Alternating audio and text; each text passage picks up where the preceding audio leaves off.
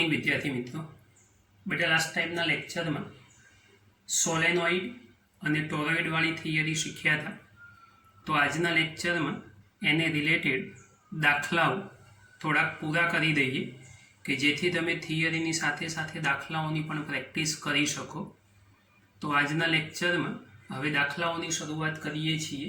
Textbook તમારી જોડે હોવી જોઈએ, રકમમાં સંપૂર્ણ ધ્યાન હોવું જોઈએ.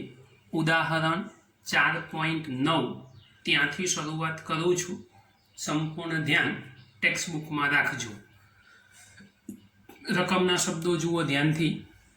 1 સેન્ટીમીટર ત્રિજ્યા અને 0.5 મીટર લંબાઈનો સોલેનોઇડ 500 આંટા ધરાવે છે.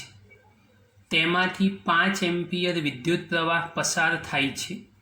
સોલેનોઇડની અંદર ચુંબકીય ક્ષેત્રનું મૂલ્ય કેટલું હશે? સોલેનોઇડવાળી થિયરી શીખ્યા છો, એના રિલેટેડ વાત છે. જે આપેલું છે સૌથી પહેલાં લખીએ છીએ. તો સૌથી પહેલા નંબરની અંદર ત્રિજ્યાની વેલ્યુએશન આપણી પાસે તૈયાર. R is equal to 1 centimetre metre કરી દઈએ તો 10⁻² મીટર થશે. એટલે આ ત્રિજ્યા તૈયાર થઈ ગઈ. 0.5 મીટર લંબાઈ એટલે L is equal to 0.5 metre. આ લંબાઈ થઈ ગઈ. 500 આંટા ધરાવે છે એટલે આંટાની સંખ્યા N ઇઝ ઇક્વલ ટુ 500. 500 તૈયાર. 5 એમ્પિયરનો વિદ્યુત પ્રવાહ પસાર થાય છે. તો I is equal two 5 ampere એટલે પ્રવાહનું મૂલ્ય 5 એમ્પિયર થશે. અંદર ચુંબકીય ક્ષેત્રનું મૂલ્ય શોધવાનું છે એટલે B તમારી જોઈએ. હવે ત્રિજ્યાવાળો સોલેનોઇડ છે તો આપણે એને એકમ લંબાઈ દીઠ આંટાઓની સંખ્યા સાથે સાંકળી શકીએ. તો આપણી ફોર્મ્યુલા આપણે ઓલરેડી જાણીએ છીએ, એ ફોર્મ્યુલાનો ઉપયોગ કરીએ. તો સોલેનોઇડ માટે યાદ કરો બેટા સૂત્ર B is equal to μ0 Ni, જ્યાં n ને આપણે સંખ્યા ઘનતા કીધું હતું એટલે કે એકમ લંબાઈ દીઠ આંટાઓની સંખ્યા હતી. એટલે આ થઈ જશે N/L, એકમ લંબાઈ દીઠ આંટાઓની સંખ્યા. Therefore B is equal to μ0 Ni, એના છેદમાં થઈ જશે L. કિંમત મૂકી સાદું રૂપ જાતે કરવાનું રહેશે. આ જવાબ તમારે જાતે શોધવાનો રહેશે. ટેસ્લા એકમમાં જવાબ આવવો જોઈએ એટલે ખાલી જગ્યા ટેસ્લા આ તમારે ગણતરી કરી અને જાતે મૂલ્ય શોધી નાખવાનું. એક અગત્યનો અને સોલેનોઇડના રિલેટેડ સીધો સાદો નોર્મલ પ્રશ્ન. ધ્યાનથી સમજજો બેટા, આ બહુ જ અગત્યની વાત છે. નવો પ્રશ્ન લઈએ આગળ. ઉદાહરણ 10. ઓલરેડી આ સૂત્ર આપણે ભૂતકાળમાં ભણેલા છીએ. આજે એનો ઉપયોગ કરી લઈએ. 9 પછી 10 એની સાથે સાથે પૂરો કરી આપું છું. રકમના શબ્દો ધ્યાનથી સમજજો જરા.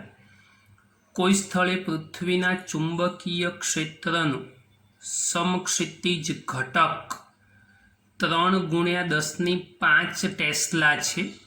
એકચ્યુઅલી પૃથ્વીનું ચુંબકીય ક્ષેત્ર આના પછીના ચેપ્ટરમાં વિસ્તારથી ભણીશું આપણે. એના સમક્ષિતિજ અને ઉર્ધ્વ એવા 2 પ્રકારના ઘટકો આવે. પણ એ બંને ઘટકોની વાત એ નેક્સ્ટ રાઉન્ડમાં શાંતિથી થશે. અત્યારે બહુ ચિંતા કરવાની જરૂર નથી. મૂળ તો ચુંબકીય ક્ષેત્ર જ છે, એનો ઘટક એટલે મૂળ તો ચુંબકીય ક્ષેત્ર જ કહેવાય. તો બીનું મૂલ્ય આપણને આપી દીધેલું છે 3×10⁻5 ટેસ્લા. એટલે બી તૈયાર છે. આ ક્ષેત્રની દિશા ભૌગોલિક દક્ષિણથી ભૌગોલિક ઉત્તર. આ બધી વાતો આના પછીના પ્રકરણમાં શીખવાની છે. અત્યારે ચિંતા ના કરશો. આ જિયોગ્રાફિક લાઈનોની વાત છે, એ નેક્સ્ટ રાઉન્ડમાં શીખવાડી દઈશું નવા પ્રકરણમાં. એક લાંબો સીધો વાહક 1 એમ્પિયર જેટલો સ્થાયી વિદ્યુત પ્રવાહ ધરાવે છે, એટલે I is equal to 1 ampere. આ વિદ્યુત પ્રવાહની વાત થઈ. તેને સમક્ષિતિજ ટેબલ પર મૂકવામાં આવે અને તેમાંથી પસાર થતા વિદ્યુત પ્રવાહની દિશા પૂર્વથી પશ્ચિમ તરફ અને દક્ષિણથી ઉત્તર તરફ હોય ત્યારે એકમ લંબાઈ દીઠ તેના પર કેટલું બળ લાગતું હશે. એકમ લંબાઈ દીઠ બળ લગાડવાનું છે. ધ્યાનથી સમજજો. F મારે શોધવાનું છે, પણ બે બાબતોમાં કામ કરવાનું છે, એટલે એને આપણે ધ્યાનથી સમજવું પડશે.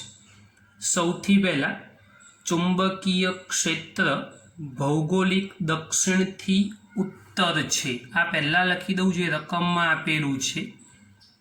પૃથ્વીનું ચુંબકીય ક્ષેત્ર અથવા ચુંબકીય ક્ષેત્રની દિશા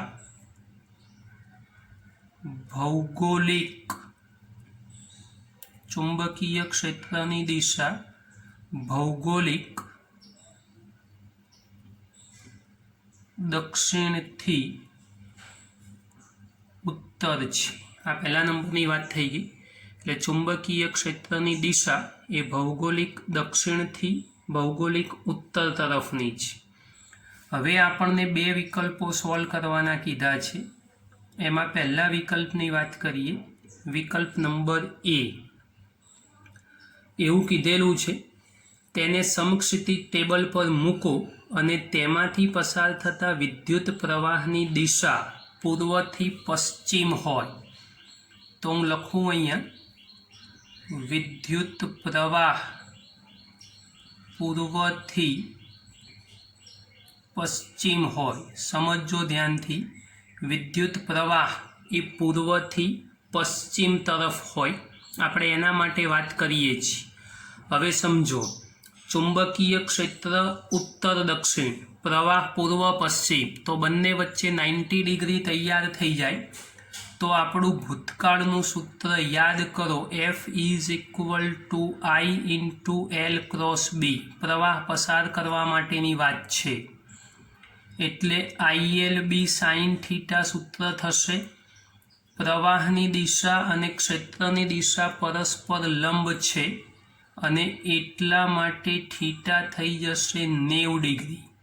આ મૂલ્ય તૈયાર થઈ ગયું, F મળી ગયું. તમને એકમ લંબાઈ દીઠ બળ શોધવાનું કીધું છે, તો હું Fના છેદમાં L લઈ જઈશ, તો IB અને સાઇન 90 ઇઝ ઇક્વલ ટુ 1 થઈ જશે. સમજો ધ્યાનથી. એટલે એકમ લંબાઈ દીઠ કીધું છે, એટલે F અપોન L જ તૈયાર થયો.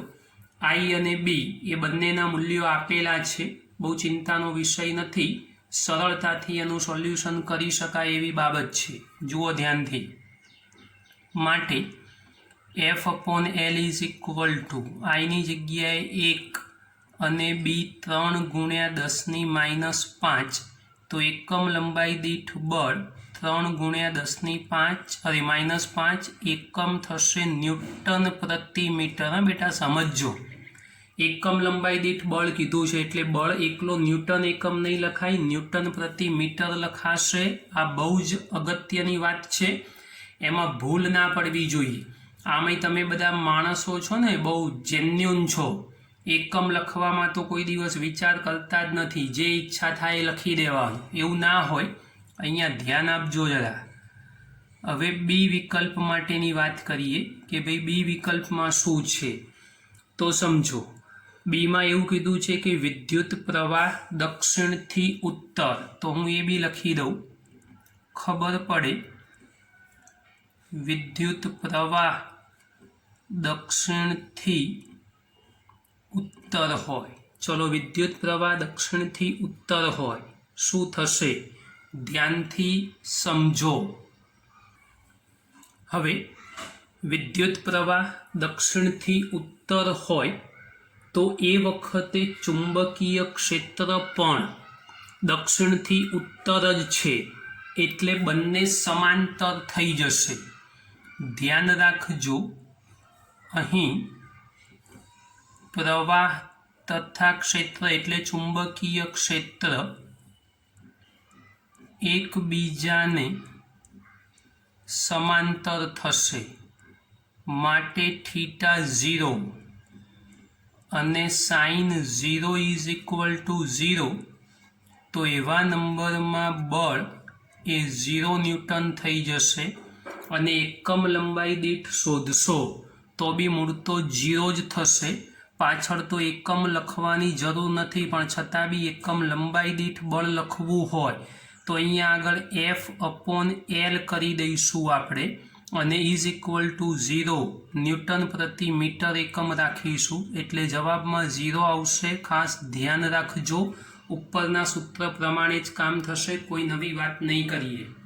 પણ લંબ અને સમાંતર આ બંને વાતો સમજી પછી જ કામ કરજો, ધ્યાન આપજો બેટા. ચાલો બેટા આગળ સ્વાધ્યાયનો ઉપરના જેવો જ એક પ્રશ્ન લઈ લઈએ. સ્વાધ્યાયનો 5મો દાખલો 4.5 ઉદાહરણ 10ના રિલેટેડ પ્રશ્ન છે, એટલે સાથે પૂરો કરી આપું છું. 0.15 ટેસ્લાના નિયમિત ચુંબકીય ક્ષેત્ર સાથે, એટલે 0.15 ટેસ્લા એટલે બી આપેલો છે 0.15 ટેસ્લા, 30નો કોણ બનાવતી દિશામાં theta is equal two 30 degree રહેલા તારથી 8 એમ્પિયર વિદ્યુત પ્રવાહ વહે છે, એટલે I is equal two 8 ampere. આ તાર પર લાગતા એકમ લંબાઈ દીઠ ચુંબકીય બળનું મૂલ્ય શોધો. એકમ લંબાઈ દીઠ એટલે F/L, આ જ શોધવાનું છે. ક્યાં અઘરી વાત છે બેટા? સૂત્ર તૈયાર, F is equal to I into L cross B, માટે ILB સાઇન થીટા. આ F બરાબર તમારે F/L શોધવાનો છે.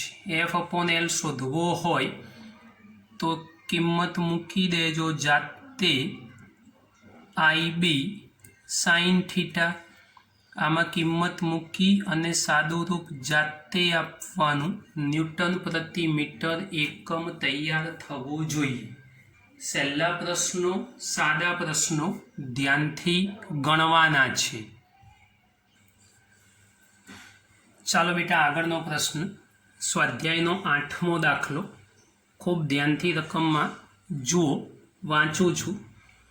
80 સેન્ટીમીટર લંબાઈના એક સોલેનોઇડ પર પાસ પાસે દરેક 400 આંટાવાળા, હવે અહીંયા લંબાઈ આપેલી છે એટલે એકમ લંબાઈવાળી વાત નહીં કરી શકાય, તો L is equal two 80 centimetre એટલે 0.80 મીટર થઈ જશે.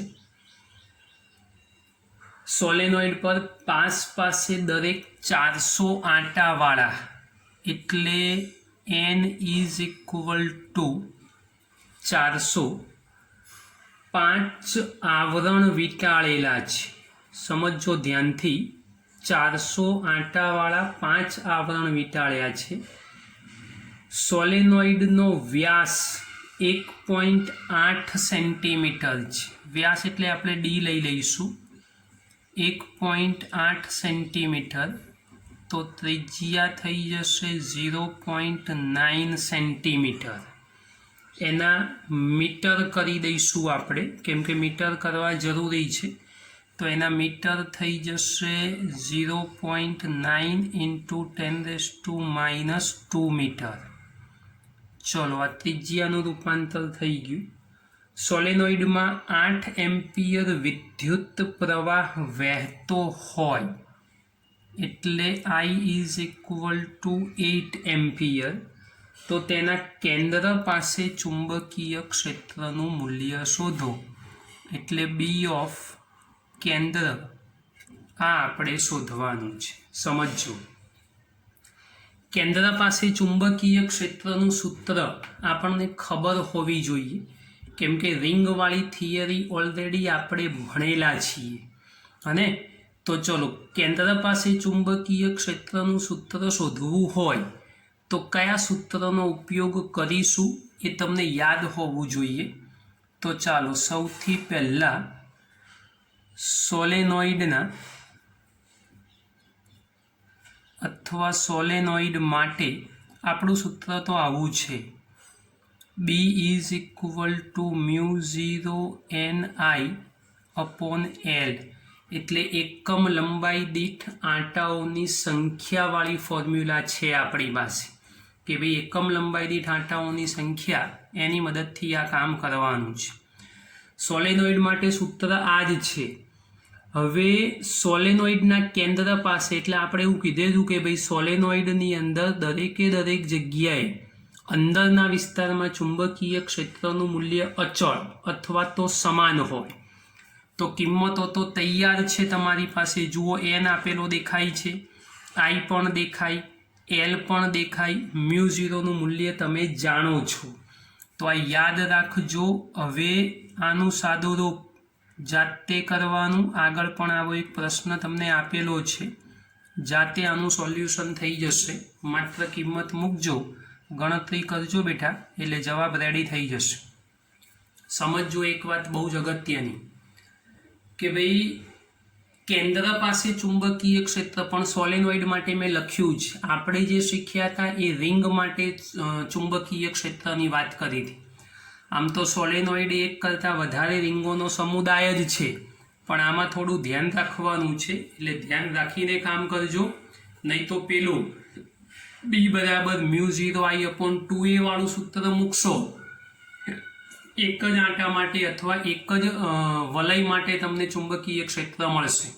તો એનું સાદુરૂપ કરવું હશે તો એનું સાદુરૂપ કરવામાં આંટાઓની સંખ્યા તો જોઈશે. બેટર વે આ સૂત્ર મૂકશો તો સરળતાથી સોલ્યુશન થઈ જશે. માટે આમાં થોડુંક ધ્યાન આપજો.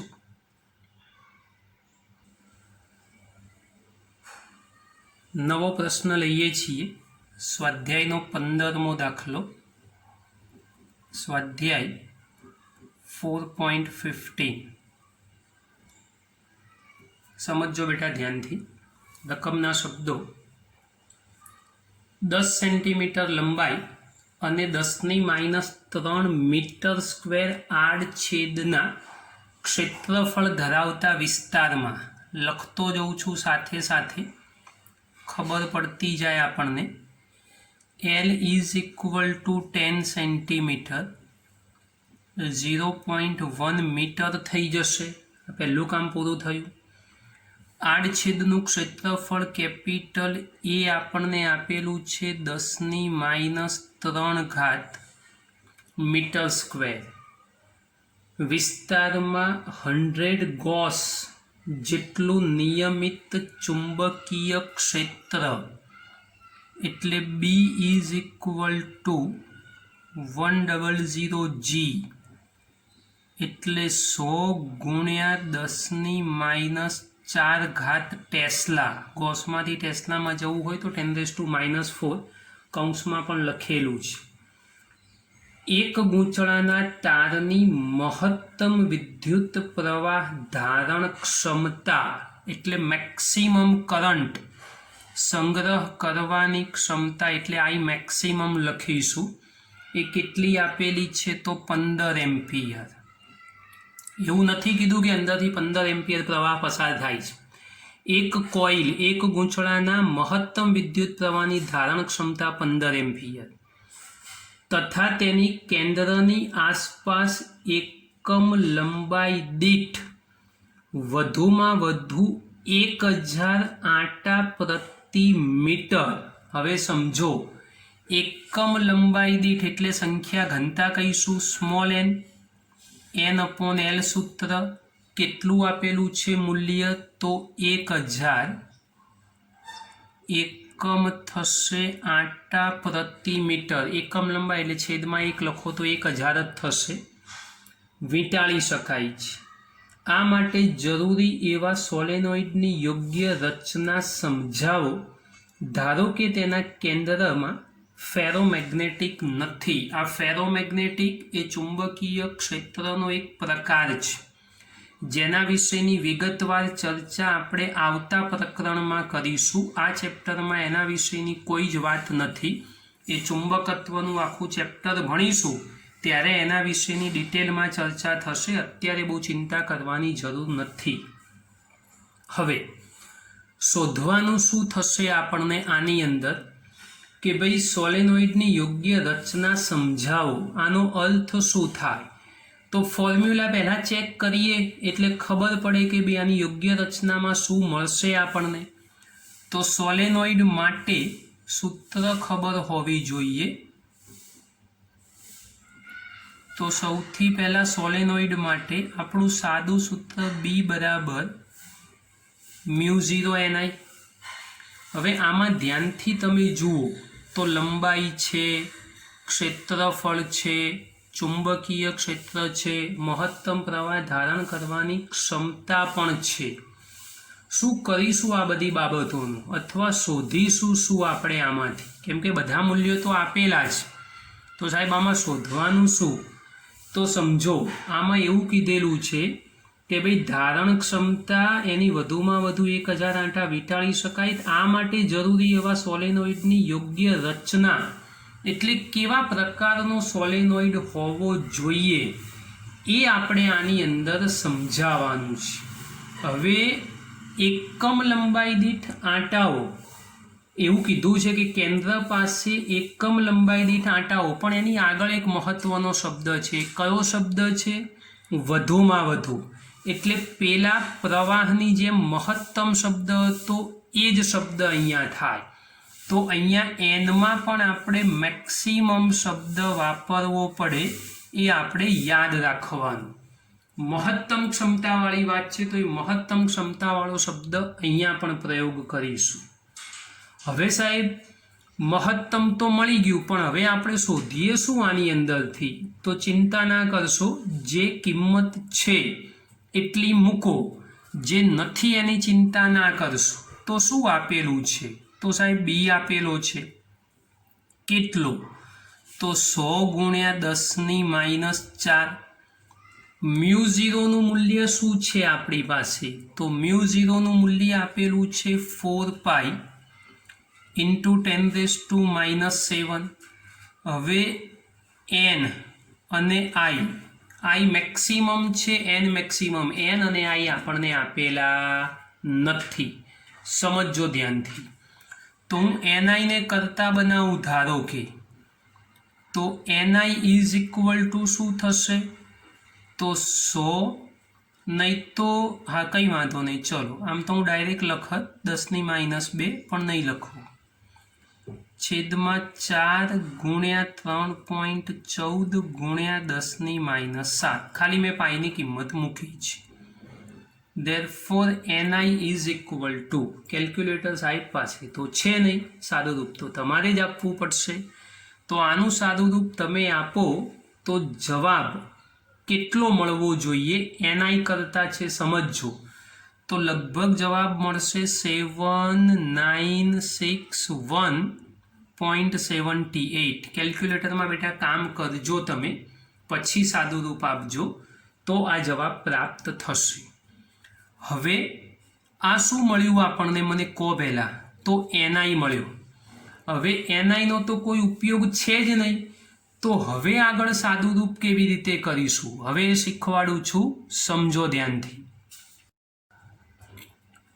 હવે સમજો બેટા, અગત્યની વાત હવે આવે છે, ખૂબ ધ્યાન રાખજો જરા.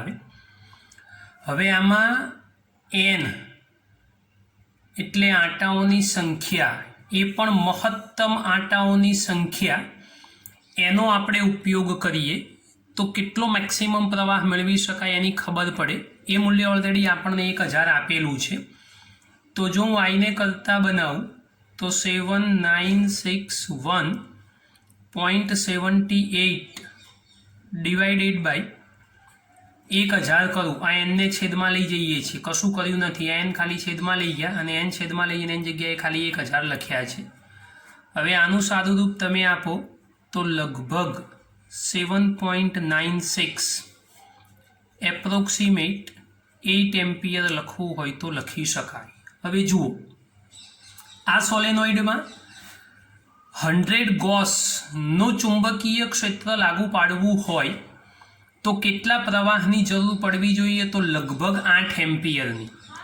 હવે આપણી રકમના શબ્દો તમે ધ્યાનથી જુઓ તો આપણી રકમની અંદર 15 એમ્પિયર મહત્તમ પ્રવાહ, એની ધારણ કરવાની ક્ષમતા 15 એમ્પિયર છે. એટલે આપણે 8 એમ્પિયર પ્રવાહ પસાર કરીશું તો આ સોલેનોઇડ એટલો પ્રવાહ તો આરામથી એમાંથી પસાર કરી દેશે. વત્તા એની આજુબાજુ એકમ લંબાઈ દીઠ મેક્સિમમ 1000 આંટા વીંટાળેલા છે, તો આંટાઓની સંખ્યા 1000 લઈ અને આપણે 15 એમ્પિયરને સેટિસ્ફેક્શન આપવાનો પ્રયત્ન કરેલો છે. તો એવું લખેલું છે કે ભાઈ આ માટે જરૂરી એવા સોલેનોઇડની યોગ્ય રચના સમજાવો. બેટા આ દાખલો અલગ અલગ બુકોમાં અલગ અલગ રીતે ગણેલો હશે, પણ એ કોઈ રીત તમારે વેલિડ નહીં ગણાવવાની. હું કહું છું એ જ કરવાનું. આ જ સહેલું છે, આ જ અગત્યનું છે. આપણને એવું કીધું છે કે આ માટે જરૂરી એવા સોલેનોઇડની યોગ્ય રચના સમજાવો. તો સોલેનોઇડની યોગ્ય રચના એટલે આપણે એક વાક્ય લખવું હોય તો લખી શકીએ કે અહીં સોલેનોઇડમાં પાસે વીંટાળેલા, અને પાસે વીંટાળેલા એ પણ એકદમ ટાઈટ અવસ્થામાં, સહેજ પણ ખુલ્લા ના હોવા જોઈએ. પાસે વીંટાળેલા એન મેક્સિમમ એટલે કે 1000 આંટા પ્રતિ મીટર, એકમ લંબાઈ દીઠ 1000 આંટા હોય તો તેમાંથી વહેતો પ્રવાહ એ 8 એમ્પિયર હોવો જોઈએ કે જેના માટે ચુંબકીય ક્ષેત્ર B બરાબર 100 ગોસ હોય, જે રકમમાં આપણને કીધેલું છે. એટલે અહીંયા તમારે મહત્તમ પ્રવાહને સેટિસ્ફેક્શન આપવાનું છે. તમે અલગ અલગ રેફરન્સ બુકમાં જોશો ને તો તમને દાખલામાં સમજ જ નહીં પડે. એનઆઈને કરતા બનાવેલો રાખ્યો હશે ને છેદમાં 1000 મૂકી દીધા હશે ને એન શોધ્યો હશે ને એનની કિંમત 796 લાયા હશે ને, પણ એ બધી રીતો કોઈ જગ્યાએ વેલિડ નથી. એન 796 લાઈન શું સાબિત કરવા માંગો છો ભાઈ તમે? અચ્છા, ધારો કે એન 796 લાયા તો છેદમાં આઈ બરાબર 1000 ક્યાંથી લાયા તમે? એન બરાબર તો 1000 આપણને આપેલા છે તો આપણે મૂકી શકીએ. એટલે દાખલામાં થોડું કન્ફ્યુઝન છે. અલગ અલગ રેફરન્સ બુક ના જોતા મેં સિમ્પ્લિફાઈ તમને કરી આપ્યું છે. આ દાખલાને આ રીતે જ અનુસરજો, બીજી કોઈ મેથડનો ઉપયોગ ના કરતા બેટા, નહીં તો મુશ્કેલી કરશો. આ દાખલો અગત્યનો છે, ખાસ ધ્યાનથી સમજી લેજો. નવો પ્રશ્ન લઈએ છીએ સ્વાધ્યાયનો 4.17. બેટા આમાં થોડુંક ધ્યાન રાખજો, થોડા શબ્દો નવા આવશે પણ એની આપણે ચિંતા કરવાની જરૂર નથી, એ ભવિષ્યમાં જોઈ લઈશું, હાલ ગભરાશો નહીં. 25 સેન્ટીમીટર આંતરિક ત્રિજ્યા અને 26 સેન્ટીમીટર બહારની ત્રિજ્યા, એટલે કે બે ત્રિજ્યાઓ આપણને આપેલી છે. આપણે બંને ત્રિજ્યાઓ લખી દઈશું. સૌથી પહેલા નંબરમાં જે આપેલી અંદરની અને બહારની, આંતરિક એટલે અંદરની, ધારો કે R1 નામ આપી દઉં તો એ 25 સેન્ટીમીટર, R2 થોડીક મોટી છે એને કહી દઉં 26 સેન્ટીમીટર. બે ત્રિજ્યાઓ તૈયાર છે. એક ટોરોઇડના કોર એટલે ગર્ભ વિસ્તાર, ફેરોમેગ્નેટિક પેરામેગ્નેટિક બધું આવતા ચેપ્ટરમાં, અત્યારે કંઈ વાત નહીં કરવાની એની. આસપાસ તારના 3500 આંટા વીંટાળેલા છે. N ઇઝ ઇક્વલ ટુ 3500 આંટા વીંટાળેલા છે. જો તારમાંથી 11 એમ્પિયર વિદ્યુત પ્રવાહ પસાર થતો હોય, I is equal two 11 ampere પ્રવાહ પસાર થતો હોય તો પહેલો વિકલ્પ ટોરોઇડની બહાર, બીજો વિકલ્પ કોરની અંદર, ત્રીજો વિકલ્પ ઘેરાયેલી ખાલી જગ્યામાં ચુંબકીય ક્ષેત્ર શોધો. આકૃતિ દોરું છું થોડી વધારે સમજ પડે. ટોરોઇડવાળી વાત છે બેટા, ઓલરેડી લાસ્ટ ટાઈમના લેક્ચરમાં થિયરી ભણ્યા છો. આ ટોરોઇડ, આ કેન્દ્રથી અંદરની ત્રિજ્યા થઈ, R1 નામ આપી દઉં, આ 12ની ત્રિજ્યા થઈ, R2 નામ આપી દઉં. હવે આ ઘેરાયેલો વિસ્તાર કહેવાય. મેં તમને સ્પષ્ટ શીખવાડ્યું હતું કે ભાઈ આ વિસ્તારમાં હવા હોય, અહીં પણ હવા હોય. આપણે હવા ભરેલા ટાયરની ટ્યુબ લીધી, એટલે અહીંયા અને અહીંયા તો ચુંબકીય ક્ષેત્ર મળવાનો કોઈ પ્રશ્ન જ નથી. જે ચુંબકીય ક્ષેત્ર મળશે આ વચ્ચેના વિસ્તારમાં જ્યાં ટપકાઓ વડે લાઈનો દોરી છે મેં એમાં જ મળવાનું છે. તો ત્યાં જ શોધવાનું, બીજું કશું કરવાનું નથી. તો સૌથી પહેલાં આપણે બે ત્રિજ્યાઓ છે એનું સરેરાશ શોધી દઈશું. એટલે R is equal two R1 plus R2/2. R1 is equal two 25 વત્તા 26 ભાગ્યા 2 થશે 25.5 સેન્ટીમીટર R. એનું મીટર કરી દઉં 25.5 ગુણ્યા 10⁻² મીટર. આ તૈયાર થઈ ગઈ સૌથી પહેલા નંબરમાં ત્રિજ્યા. હવે જે મુદ્દાઓ કીધા છે તમને આકૃતિમાં સમજાવી દીધા. ચુંબકીય ક્ષેત્ર માત્ર અહીંયા જ મળશે, અહીંયા અને અહીંયા તો શૂન્ય હશે, એ તો ડાયરેક્ટ જવાબ લખી દઈશું. ખાલી ક્યાં ચુંબકીય ક્ષેત્ર મળવાનું, તો વચ્ચે જે લાઈનો દોરી એ વિસ્તારમાં, એ શોધ્યા પૂછું, ધ્યાન આપજો. જુઓ હવે પહેલો અને બીજો બે વિકલ્પ તો લખી દઉં છું, એ તો ડાયરેક્ટ ખબર પડી જશે. તો પહેલા નંબરમાં એવું કીધું છે ટોરોઇડની બહાર, ટોરોઇડની બહાર તો ડાયરેક્ટ લખી દઈએ, ત્યાં B ઇઝ ઇક્વલ ટુ 0 થવું જોઈએ. આ પહેલા નંબરની વાત, એકમ ટેસ્લામાં લખવો હોય તો લખી દેજો. બીજા નંબરના વિકલ્પની વાત કરીએ તો ટોરોઇડના કોરની અંદર, એટલે જે કિનારીની અંદરનો વિસ્તાર બતાવ્યો એ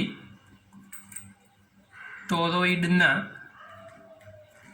કોરની અંદર, ત્યાં પણ B is equal two 0 tesla થઈ જશે. હવે ત્રીજો વિકલ્પ આપણી પાસે બાકી રહ્યો, ટોરોઇડ વડે ઘેરાયેલી ખાલી જગ્યામાં ચુંબકીય ક્ષેત્ર. તો ટોરોઇડ વડે ઘેરાયેલ ખાલી જગ્યામાં ચુંબકીય ક્ષેત્ર. ચલો, એના વડે ઘેરાયેલી ખાલી જગ્યામાં ચુંબકીય ક્ષેત્ર, આપણું સીધું સાદું સૂત્ર બેટા લાસ્ટ ટાઈમ હતું એ જ, B બરાબર μ0 ni, પણ ટોરોઇડ માટે μ0 ni, અને Lની જગ્યાએ આપણી પાસે વર્તુળાકાર એટલે પરિઘ માટેની વાત કરીશું. તો B is equal to μ0 ni upon થશે 2πr. બધી કિંમતો આપણી પાસે તૈયાર છે, સાદું રૂપ તમારે કરવાનું છે. ખાલી કિંમત લખી આપું, 4π × 10⁻⁷. n ઇઝ ઇક્વલ ટુ 3500 કીધેલા છે. I ઇઝ ઇક્વલ ટુ આગળ આપણે લખી દીધેલું છે કે ભાઈ એમાંથી કેટલો વિદ્યુત પ્રવાહ પસાર થાય છે, તો 11 એમ્પિયર. આ ધ્યાન રાખજો. 2π રાખો, ઉપર નીચે ઉડી જાય. અને R કેટલા લીધા, 25.5 મીટર કરી આપું છું, -2, ભૂલ ના થવી જોઈએ. આટલા ટેસ્લા એ તમારું ચુંબકીય ક્ષેત્ર મળવું જોઈએ. તો એક આ પણ સારો સહેલો પ્રશ્ન છે બેટા, એને ધ્યાનથી સમજી લેજો. નવો પ્રશ્ન લઈએ છીએ, સ્વાધ્યાયનો 26મો દાખલો, 4.26. ધ્યાનથી સમજી લેજો બેટા. સ્વાધ્યાય 26 4.26 રકમમાં ખાસ ધ્યાન આપજો. 60 સેન્ટીમીટર લંબાઈ અને 4 સેન્ટીમીટર ત્રિજ્યા ધરાવતા સોલેનોઇડમાં, સમજો આ સોલેનોઇડની લંબાઈ છે, આગળ બીજી લંબાઈ પણ આવે જ, એટલે આમાં થોડું ક્લિયર કરવું પડશે, નહીં તો બે લંબાઈમાં હેરાન થશું. એટલે લખીશ હું સોલેનોઇડની લંબાઈ L is equal to 60 centimetre. સેન્ટીમીટરના મીટર કરી દઈશું આપણે. એટલે સોલેનોઇડની લંબાઈ આપણને આપેલી છે 60 સેન્ટીમીટર, એના મીટર કરી દઈશું. માટે capital L is equal to 60 ગુણ્યા 10⁻² મીટર. ચલો આ સોલેનોઇડની લંબાઈ એ પૂરું થઈ ગયું કામ. 4 સેન્ટીમીટર ત્રિજ્યા ધરાવતો એટલે સોલેનોઇડની ત્રિજ્યા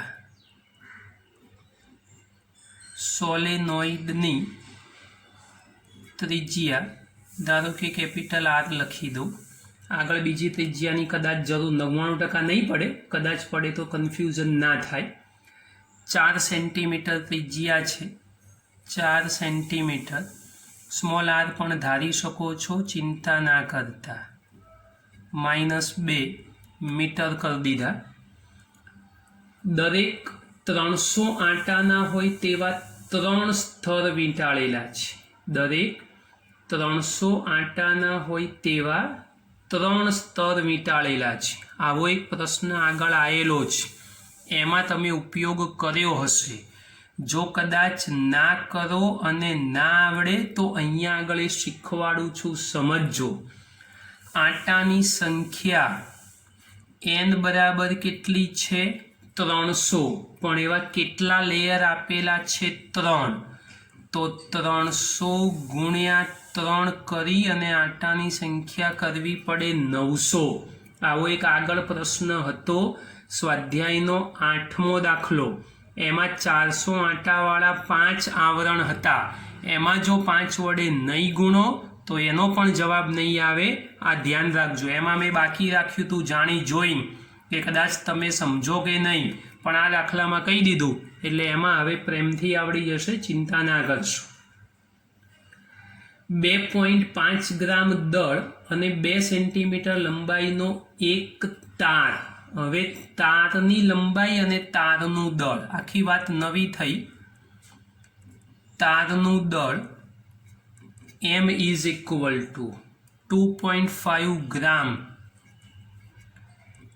2.5 ગુણ્યા 10⁻³ કિલોગ્રામ. તારની લંબાઈ જોયું ને, બીજી લંબાઈ આવી એને હું સ્મોલ l કહી દઉં છું. એટલે તારની લંબાઈ એ આપેલી છે 2 સેન્ટીમીટર. તો 2 સેન્ટીમીટર 2 × 10⁻² મીટર. આ લંબાઈવાળી વાત થઈ. એટલે 2 સેન્ટીમીટર એના મેં મીટર કરી દીધા. ધ્યાનથી જોજો જરા, ના દેખાયું હોય તો ફરી એક વખત ચેક કરી લેજો બેટા. ચલો આટલી વાતો પૂરી કરી દીધી. હવે આગળ નો એક તાર સોલેનોઇડમાં એના કેન્દ્ર પાસે અક્ષને લંબ રૂપે રહેલો છે. તાર અને સોલેનોઇડની અક્ષ બંને સમક્ષિતિજ સમતલમાં છે. આ તારને અક્ષને સમાંતર 2 છેડાઓ બાહ્ય બેટરીઓ સાથે જોડેલા છે, જેથી તારમાં 6 એમ્પિયરનો વિદ્યુત પ્રવાહ પસાર થઈ રહ્યો છે. એક લખી દઉં છું અહીંયા, પ્રવાહ I is equal to 6 ampere. જોઈ લેજો જરા, I is equal to 6 ampere. પ્રવાહ પણ લખી દીધો આપણે, એ કીધેલું છે રકમમાં. હવે સોલેનોઇડના આંટાઓમાંથી કેટલા મૂલ્યનો પ્રવાહ વહનની યોગ્ય દિશા સાથે વહન થવો જોઈએ કે જે તારના વજનને સમતોલે ગુરુત્વ પ્રવેગ 9.8 મીટર પર સેકન્ડ સ્ક્વેર યાદ રાખવાનું છે.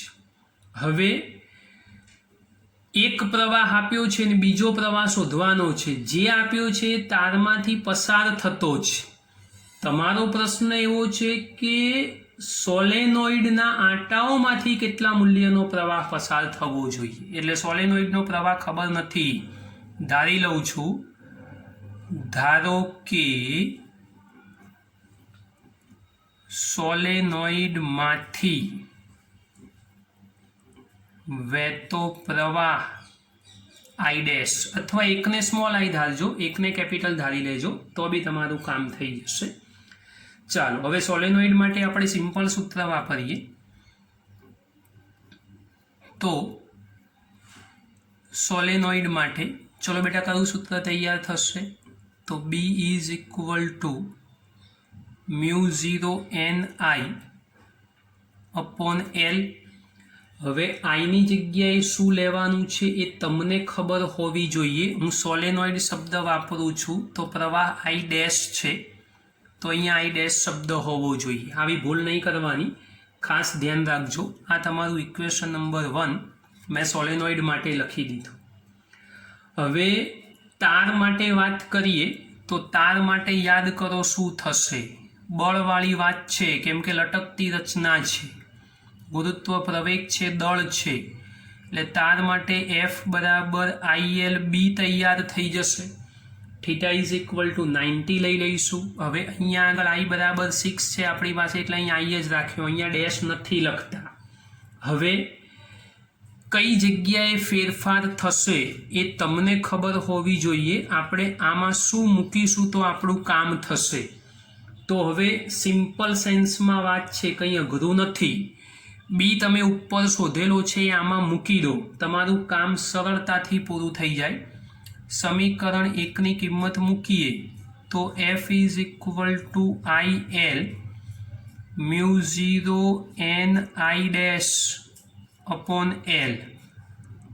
કારણમાં સમીકરણ નંબર 1 હજુ એક કન્ફ્યુઝન છે. કયું? તો સોલેનોઇડની લંબાઈ મેં કેપિટલ L ધારી છે, તમે તો પાછા ઉડાડી દેશો એટલે ભૂલ છે અહીંયા. તો આ કેપિટલ L કરી દેવાની સોલેનોઇડની લંબાઈમાં, અને તારની લંબાઈ સ્મોલ l છે તો એ સ્મોલ l, એટલે શું આ બે બાજુ 2 l ઉડી ના જાય. જુઓ આ કેપિટલમાં રૂપાંતર કરી દીધું, ધ્યાન રાખજો. તો આ બે ઉડાડતા નહીં, ઉડવાના નથી. હવે આ મૂલ્ય રેડી થઈ ગયા. હવે વજન બળને સમતોલવા વાળી વાત છે બેટા, એટલે F ઇઝ ઇક્વલ ટુ શું થઈ જશે તો mg. ચલો માટે શું થઈ જાય તો mg is equal two IL mu 0 NI dash upon capital L. બધા મૂલ્યો આપણી પાસે રેડી છે, ખાલી તમારે કિંમત મૂકી અને સાદું રૂપ જ આપવાનું રહેશે. શોધશો શું બેટા તમે આની અંદર? તો તમારે I ડેશ શોધવાનો છે. જો હું કરતા બની આપું છું, I ડેશ આને કરતા બનાવો એટલે L અહીંયા જ હશે, તો mg કેપિટલ L થશે, છેદમાં આવશે IL મ્યુ 0 અને n. આ બધા આંકડાઓ ખાલી અંદર સેટ કરવાના છે, કશું નવું કરવાનું નથી. ગભરાશો નહીં સહેજ પણ. મેક્સિમમ આંકડાઓ તમને મૂકી આપું છું એટલે કન્ફ્યુઝન ઓછું થઈ જાય. m બરાબર થશે 2.5 ગુણ્યા 10⁻³ g 9.8. સોલેનોઇડની લંબાઈ 60 ગુણ્યા 10⁻². ઉપરની વાત આપણે પૂરી કરી દીધી, 3 જ આંકડાઓ ખાલી મૂકવાના છે ઉપર બસ. છેદમાં શું થશે તો I is equal two 6, small l is equal two કેટલા તો 2 ગુણ્યા 10⁻². મ્યુ 0ની જગ્યાએ 4π ઇન્ટુ 10⁻⁷, અને n ઇઝ ઇક્વલ ટુ કેટલા લઈ લઈશું આપણે 900. માત્ર આટલી કિંમતો મૂકો બેટા, સાદું રૂપ આપશો તો તમને I ડેશ એ આરામથી મળી જશે, સહેજ પણ ગભરાયા વગર. એકમ તો એમ્પિયર જ થવાનો છે, બીજું કશું થશે નહીં. તો આટલી સિમ્પલ વાત, કશું જ અઘરું નહીં. તો બેટા આજના લેક્ચરની અંદર ટોરોઇડ અને સોલેનોઇડને રિલેટેડ લગભગ બધા પ્રશ્નો પૂરા કરી આપ્યા છે. હવે બાકી કોઈ વાતો રહી જતી હશે તો એ બીજા લેક્ચરમાં લઈશું, કેમ કે આજના લેક્ચરની સાઇઝ બી મોટી થઈ ગઈ, એટલે પાછું તમે આટલું બધું એક ધારું મોબાઈલ પર જોઈ પણ નહીં શકો લેપટોપ ઉપર. તો બાકીની નેક્સ્ટ રાઉન્ડમાં નવી થિયરી ચલાવીશું. તાર માટે બળના સૂત્રની વાતો બાકી છે આપણી, તો એ આવતા લેક્ચરમાં કરીશું. આટલા દાખલાઓ ગણજો, અને પેલા આંટાઓની સંખ્યાવાળી વાત આમાં કરાયું ને 300 ગુણ્યા 3, એવું આગળના પેલા દાખલામાં ભૂલી ના જતા. આ પ્રમાણે કામ કરી દેજો બેટા. સહેજ બી કન્ફ્યુઝન લાગે કે મુશ્કેલી જણાય તો ગમે ત્યારે બી મને પૂછજો, પણ આપણું સૂત્ર યાદ રાખજો, રોજનું કામ રોજ કરજો.